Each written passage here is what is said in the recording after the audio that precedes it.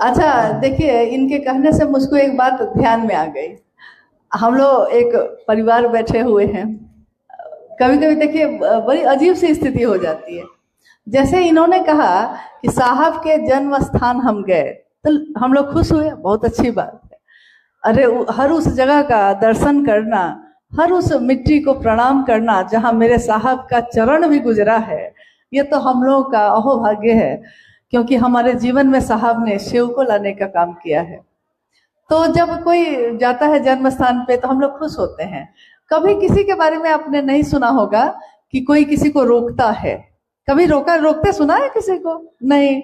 मुजफ्फरपुर में तुर्की में नमः शिवाय मिला, साहब को मंत्र मिला है, तो आपने देखा होगा कि उसके लिए भी कोई रोकता है किसी को? नहीं।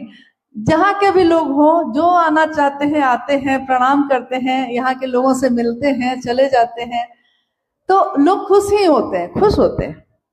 अच्छा है, साहब की जगह पे गए, मतलब साहब किसे जुड़ी हुई जगह है ना, ये सब गए। कुछ लोग बनातू भी जाते हैं माँ का जन्म स्थान देखने, हम लोग को खुशी होती है, अच्छी बात है। गए तो क्या ठीक है, आज वो नहीं है, लेकिन जन्म स्थान जहाँ पे है, साधु का जन्म जहाँ हुआ, हर उस जगह पे ऊर्जा तो होती ही होती है, जाते हैं लोग। सिंहेश्वर मंदिर है जहाँ साक्षात अनुभूति महादेव की दया की हुई, लोग जाते ही जाते हैं। ये लोग तो सहरसा सुपौल के रहने वाले गुरु भाई हैं, तो उनके तरफ भी माँ तारा का मंदिर है, वहां भी लोग जाते हैं। माँ तारा के मंदिर के कारण कम, साहब के जीवन में घटना हुई इसलिए जाते हैं, इस बात को समझना होगा। कहीं नहीं सुना होगा आपने कि कोई किसी को रोकता है।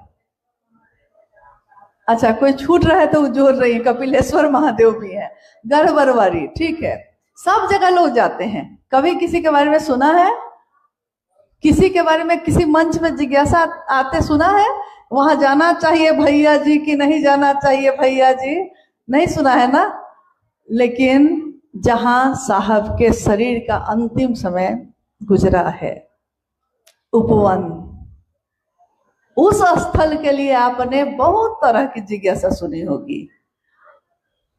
पिछले 2 वर्षों में तो कितने मंच से मैंने सुन लिया, लोगों को कहते, लोगों को समझाते। इसमें तो इतनी ताकत, इतनी ऊर्जा कुछ जगह पे लोगों ने लगाई कि वहां नहीं जाना चाहिए, बाकी कहीं कोई खतरा नहीं है। बात को समझे? सुना होगा आप लोगों ने? नहीं? तो ये थोड़ा आश्चर्य नहीं लग रहा है आप लोग को कि कोई आके कुछ भी समझा देता है? हालांकि मुजफ्फरपुर जिला में तो नहीं समझा पाता है जो बात है, कुछ जगहों पे समझाने लगता है लोग। लेकिन मेरा ये कहना है, हम हर उस जगह पे जाएंगे अगर जा सके तो, जहां मेरे साहब के चरण का एक धूल भी पड़ा हो। हम हर उस जगह को प्रणाम करेंगे जहां की हवा भी हमारे साहब दीदी को छू कर आई है। कहते हैं उस हवा को सलाम है, उस हवा को सलाम है जो मेरे महबूब को छू के आई है। तो मेरे साहब को छू के आई है। हम लोग जाते भी हैं, करते भी हैं, लेकिन इन सब के साथ काम हम लोग को करना है महादेव का। चाहे कहीं चले जाइए, दुनिया में कहीं जाइए, लेकिन कोई शिव का शिष्य अगर कहीं जाता है तो रास्ते में भी लोगों से महादेव की बात करते हुए जाता है। जहां वो खड़ा होता है वहां भी, जहां सब्जी खरीदता है वहां भी।